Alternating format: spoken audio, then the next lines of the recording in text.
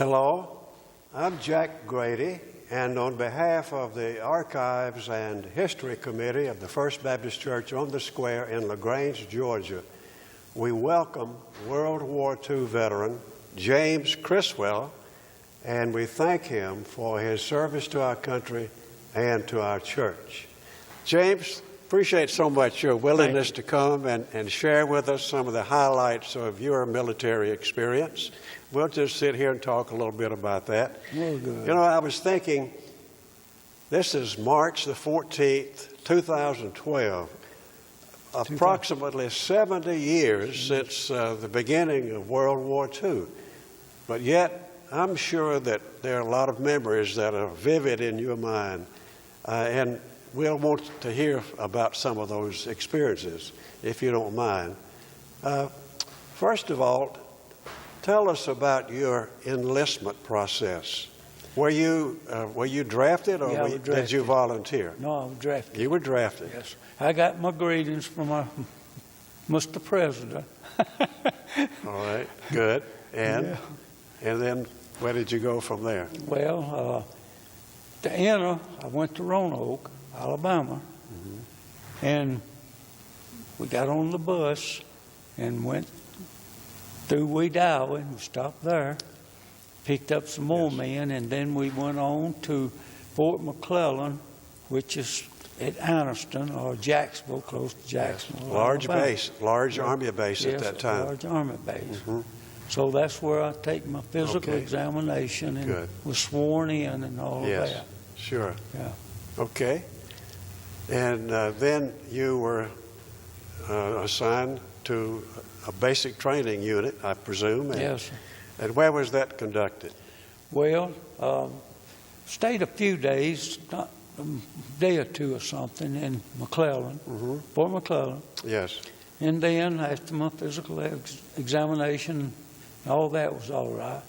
I was put in the Army, and so then they sent us to Camp Shelby, Mississippi. Camp Shelby.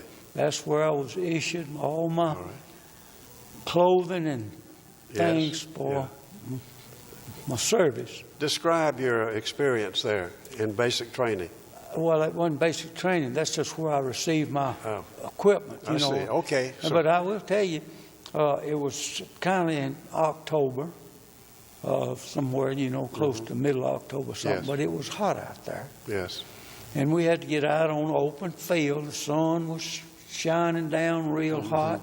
We had to try on all our clothing to see if it fit, so on and so forth. Yes. And we also had our old wool overcoats. We had to put those things on out there in that hot sun. They had you prepared for the winter. It was just an ordeal to go through that. Man, I was glad when it was over. Oh, I can imagine. Sure. Yeah. So. And then where did you go from there? Well, they sent us from there. They told us there. Said, "Well, you're going to a nice place where the people are friendly, and a lot of times on Sunday they invite the soldiers for lunch, and things like that." In people's homes, you mean? Yes, in people's homes. Yeah. Wow. So I wound up in Camp Wheeler, Georgia, down close to Macon. Camp Wheeler. Camp Wheeler. Yeah. Yeah. Okay. Came back to Georgia. Yeah, came back to Georgia. And about how long was your basic training experience? About 4 months. Around 4 months. 4 months, that long? 4 months, yes it was. Yeah. Yeah. So what would you say would be one of your toughest challenges during basic training? Well, the toughest one was the physical training. Yeah, I bet. I can understand. There's a few places I've seen and heard, I think, where during our basic training, we had to play with logs. Logs? Logs. I mean, I don't know exactly, but I imagine it's 10 or 12 feet long and maybe 6 or 8 inches or something like that in diameter. We had to pick them things up and put them on our shoulders and, walk with them and run with them. And the thing about it was, I was, kind of one of the tall ones. Yes. And some of the short ones, they were going along with their hands up like this with the log, holding the log up. Yes. And then all the tall ones, we had to load on our shoulder. Yeah. Right. What was the purpose of that? Just training. I mean, I'm a training. Yeah. And like I said, I haven't heard too many other places where they did that. Yes, that would be unique, I think. And one of the things that I've never forgotten is the longest hike we made. I wore the skin off of my heel, both of my heels. My goodness. And before I got back to the base, we had a little break in the meantime, and I told the sergeant, I said, I'm good of mine to pull my shoes off. And he said, no, he said, you can't do that, you'll not make it back in, you know, all that equipment on that. He said, Yes. no, you'll make it back in. I'll call an ambulance and have them come get you. Well, you know, I want to be tough, so I toughened it out. Yeah, wow. So when I got back to the barracks, I went to the medics, and of course they put a little tape stuff on my heels and a little medication, something like Yes. that there. But it was tough. And It took a while, too, Yeah. I'm sure, for that to heal. That's in a sensitive place. yeah. Yeah. And another thing is sleeping in pup tents, you know, with your Yes. feet sticking out and it is in freezing weather. Sleep with your shoes on. Oh, yeah, by that time it was winter. Yeah. Yeah, it would. Okay, and then where were you assigned after your basic training? Europe. I signed to Europe. Europe. Yeah. And how did you get there? Well, when we finished our basic training in Camp Wheeler, we got a 7-day route, a delaying route to go home. I see. That's, you 7 had days. a 7-day leave. Delay. Yeah, you know. in the Navy we called it leave, I think. Yeah. Yeah, Well, we okay. got a 7-day delay en Yeah. route, you know, before we Yes. had to go on. So I went home, stayed for my 7 days. Then I came back over here at LaGrange. I got on the train here in LaGrange, went to Atlanta, and got off this train, got on another one, and went to Fort Bragg. Fort Bragg, North Fort Carolina. Bragg, yes, sir. Yeah, okay. And so we stayed at Fort Bragg for, I don't know, a day or two or something, not very long. Yes. But then we went on up the East Coast and we stopped at Washington, and for a few hours or something, I don't remember exactly how long. But anyway, there's 3 or 4 of us. We rented us a taxi, and we toured Washington. Yeah, good. Yeah, I imagine Sure. a lot of them did that. Yeah. And so from there, went on to New York, Grand York. Central Station, New York. Grand Central, yeah. Got off okay. there and went on to Staten Island, where got on the Queen Elizabeth. The Queen Elizabeth. Well, That's a Queen large Elizabeth. ship. That was a large ship. Well, at that time, you know, Queen Mary was the largest. I Yes. believe maybe Lutter's ship at that time. The Queen Elizabeth was maybe second, I believe. Yes. But anyway, it was built as a Luther ship, Yes. but they had converted into a troop ship. Sure. And as I heard, there was 15, maybe to 20,000 soldiers on that ship. That's mind-boggling to me. I It was is. in the Navy, and I was on a transport ship, but ours was nothing like that. It was about 1/10 of the number of personnel that we could carry troops. right. We had about 1,500 when we made trips to Japan. And I thought about that. That would be the population of small, like Roanoke or even the Valley or something down here, you know, was Sure. on that one vessel right there. Yes, yes. So we left out of the harbor there at New York, Staten Island, and we got on the ship, and there was a PBY flying boat. They could land on the water. Yeah, and destroyer, one destroyer, Es- followed That was an escort for you. I followed would us imagine. one day out of New York Harbor, Okay. and we were on our own. After We that. didn't have no escort, anything else. They said that the ship was faster than a submarine, I guess, couldn't keep up with it or something. Oh, I see. And they changed course. I believe they best I remember, they said to change course maybe about every 5 minutes or something. Like a real zigzag. quick. A zigzag. Zigzag course. Yeah. That was fairly standard, I think. So it taken us, I don't remember, 3 or 4 days to Yes. cross the Atlantic. And we landed at Glasgow, Glasgow, how you want to pronounce it, Scotland. Scotland, yeah. Yeah. So we got on a ship, on a train in Scotland, went all the way through England to that harbor in England now. I can't think of That's okay. the harbor in England. But anyway, we left there and went across the... On the south of England, probably. Yeah, Southampton. Okay. Maybe. But anyway, we went across the English Channel on a minesweeper. Oh, okay. And we landed in Le Havre, France. Yes. France, Le Havre Harbor in France. And then we left there and got on a train, I believe, and went into Belgium. Okay. Were you caught up in the Battle of the Bulge? No, I was right after the Battle of the Bulge. Okay. And so we went to Belgium, and from there we stayed a few days or something, best I can remember. And we went then to Germany. I asked you about the Battle of the Bulge, James, if I might interrupt just a moment. Yeah. Because Gene, my wife's brother, was caught up in the Battle of the Bulge and was killed there in that fierce battle on December the 25th, 1944. That's right. Excuse me for interrupting you, but anyway, when you mentioned the Battle of the Bulge and what happened there, it strikes a nerve for our family. Okay, so then you moved on in to Germany from there. To central Germany. And every day you moved further inland from Belgium, I mean, day by day. Yes, But of course you had to fight your way through there, didn't you? Yes, like I said, we went through Cologne and Ulm and Dusseldorf and some of those pretty large cities, you know.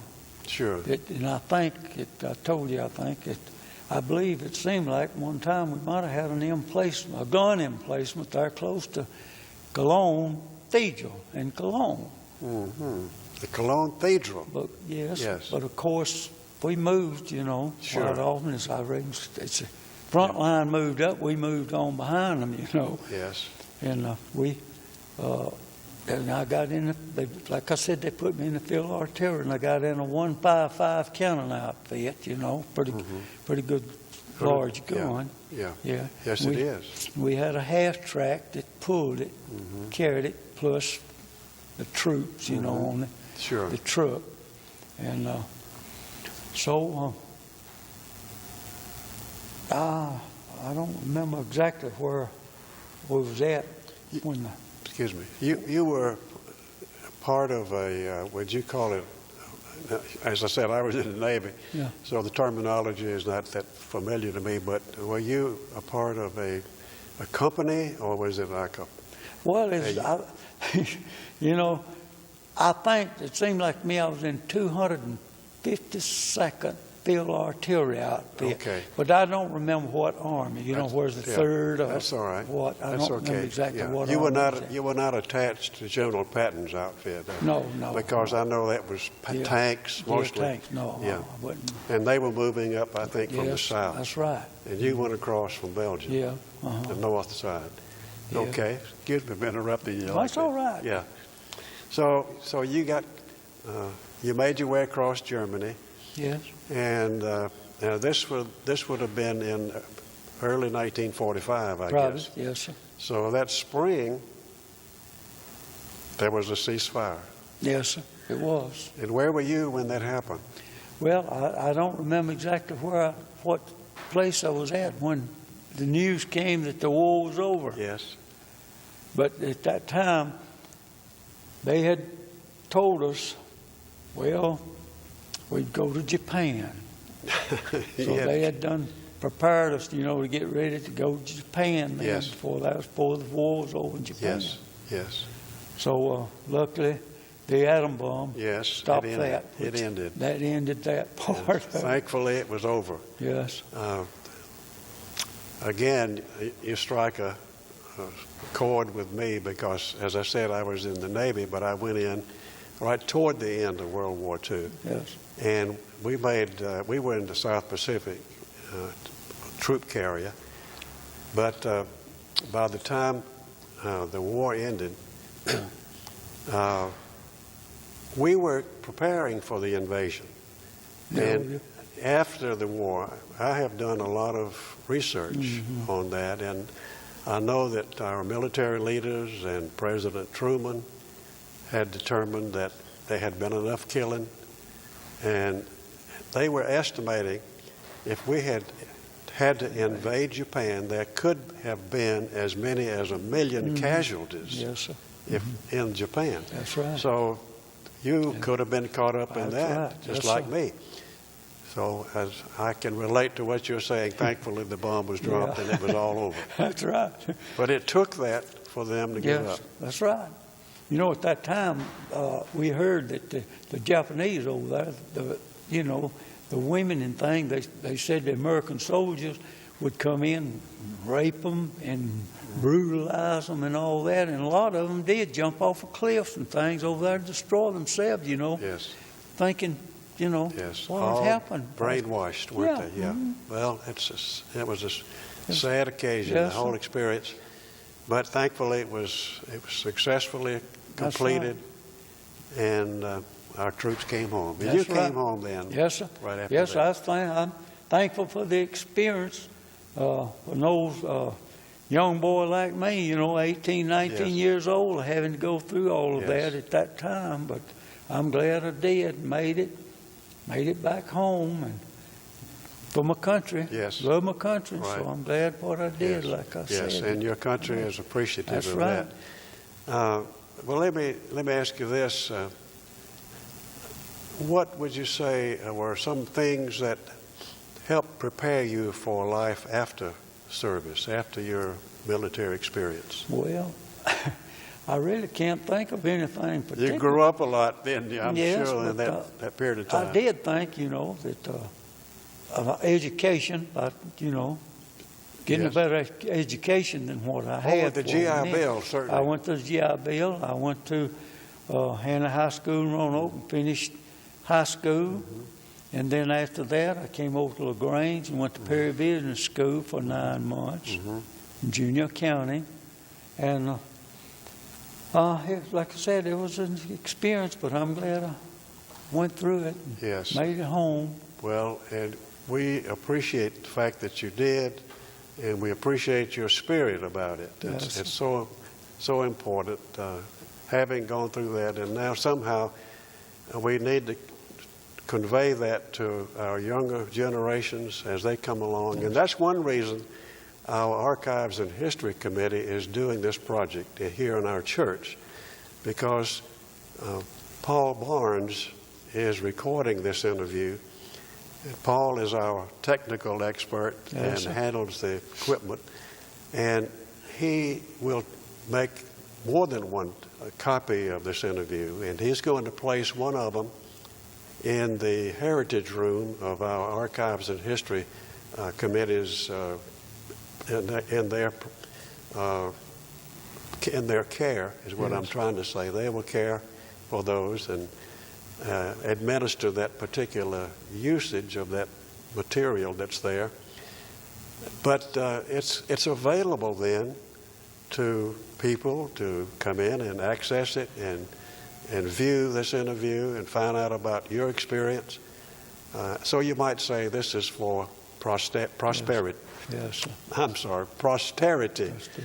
for those in the future, years to come. They can look at this and reflect on your experience and that of others as well. Yes, sir.